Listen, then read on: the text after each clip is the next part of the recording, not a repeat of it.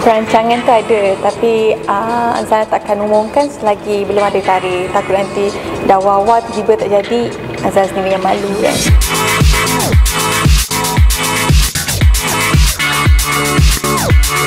Okay, bagi Azana lah, setahun sebelum kahwin lagi elok kita standby sekali-kalinya. So bila tiba masa kita tak kelang kabut dan tak ada nak bergaduh sana bergaduh sini, sebab benda semua dah ready.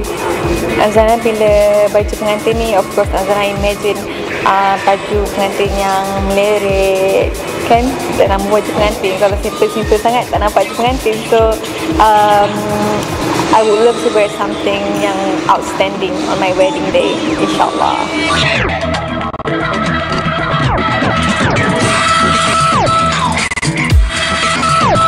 Bagi pandangan Azana sendiri ada experience long distance relationship, tapi it didn't work.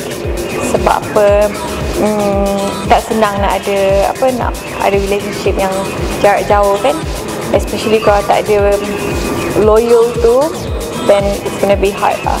Dari segi wang ringgit pun sama, sebab apabila dah jauh tu bil telefon tu melambung kan. So nak tengok pun, nak jumpa pun susah, and then dapat tengok webcam. Itu je kira macam dari segi masa pun agak membuang masa jugalah. Sebab apa, kadang waktu kita tidur tapi kat sana waktu siang, so kita banyak kena berkorbankan masa kita. Kepada bakal pengantin di luar sana, disebabkan cuaca kita yang panas, jadi banyakkan minum air masak untuk menjaga kesihatan anda. Saya Nur Azana Nasir, pesanan ini dibawa khas oleh pesona pengantin.